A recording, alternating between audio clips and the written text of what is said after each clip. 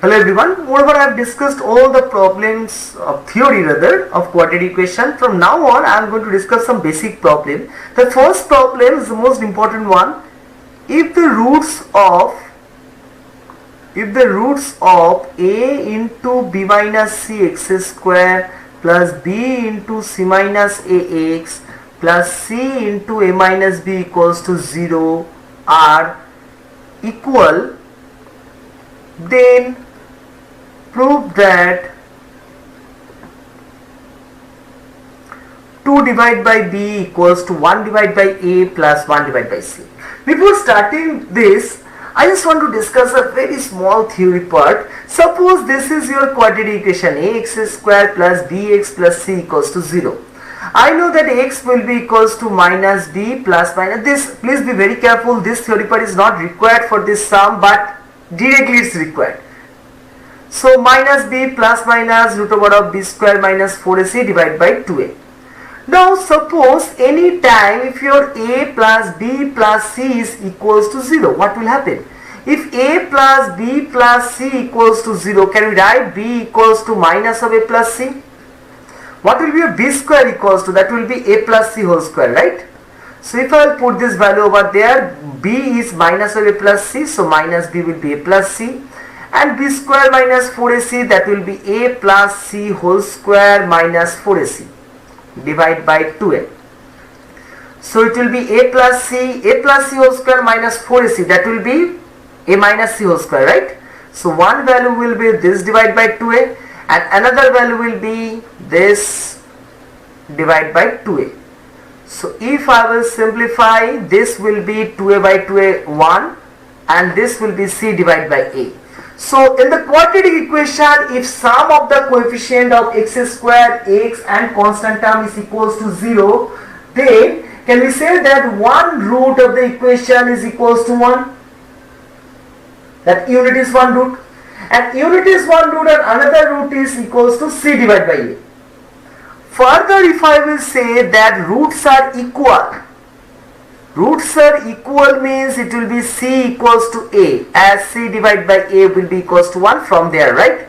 So for that quadratic equation, your coefficient of x square and constant term will be equal. Please be very careful. Now for this sum, if I will take the coefficient of x square as m, coefficient of x as n and this term as p.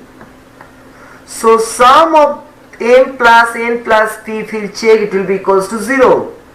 And roots are also equal. So roots are also equal. Can we say that b square equals to 4ac? From here your b is n and a is m and c is p, right?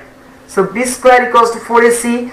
Similar way, if I put the concept of m plus n plus p 0, n will be equals to minus of m plus p. Correct? So from there, can we write that m plus p whole square minus 4mp equals to 0, which is equals to m minus p whole square, and m minus p whole square equals to 0. From there, can we write m equals to p?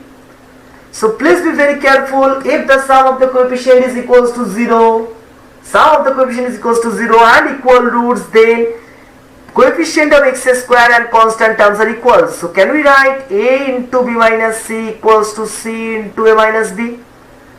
So ab minus ac equals to ac minus bc, right? So if I will take all the ac terms one side, then ab plus bc equals to 2ac. If I divide by abc, 1 by c plus 1 divided by a equals to 2 divided by b. That is our required proof. All of you understood? Next one sum, if I will do, suppose this is the concept of equal roots we have done. One more sum if I am doing. Suppose form an equation or rather quadratic equation, form a quadratic equation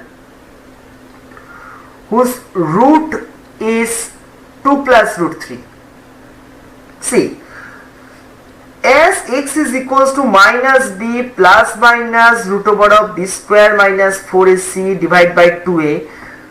So if one root is minus b plus this, another root will be minus b minus this, right?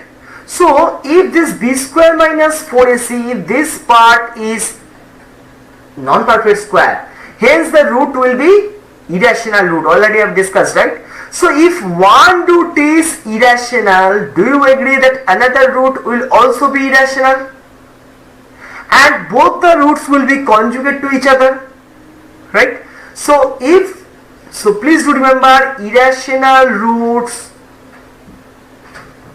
are conjugate to each other. If you can relate, then imaginary roots, they are also conjugate to each other.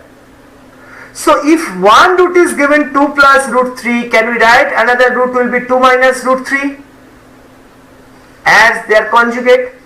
Now as we know two roots, the equation will be x square minus sum of the roots into x plus product of the roots equals to 0, right? So it will be x square minus 4x plus a square minus b square, if you will apply, equals to 1, plus 1 equals to 0 rather. Is it fine? Next problem I will do, suppose we have to form an equation. How? Suppose it is given that alpha and beta are roots of 2x square minus x plus 3 equals to 0. We have to form an equation, whose roots are alpha minus 2 and beta minus 2. Don't try to solve the equation and calculate the roots of this. Please, first find out the value of alpha plus beta. What is alpha plus beta? It's minus b divided by a, right? Minus b divided by a. So it will be minus b is my 1 over here. Just identify, this is your a, this is your b, this is your c. B is my 1 minus 1 over there, so minus 1 by this, so it will be equals to half. What is your alpha beta? That is c divided by a, hence it is 3 divided by 2. To form an equation, we know that we need the sum of this, and we need the product of this. So if we will find the sum of this, it is alpha minus 2 plus beta minus 2 equals to alpha plus beta minus 4. What is alpha plus beta? Half minus 4, that is equals to 2 LCM 1 minus 8, that is minus 7 by 2, right? If I want to find the product of this, so it will be alpha beta minus 2 alpha minus 2 beta plus 4. Alpha beta was my 3 divided by 2 minus 2 into alpha plus beta. If I take common minus 2 from this 2, it will be minus 2 into alpha plus beta. Alpha plus beta is my half and plus 4 is there. So this will be cancelled out. It will be 3 plus 3 divided by 2. So 6 plus 2, that is 9 divided by 2.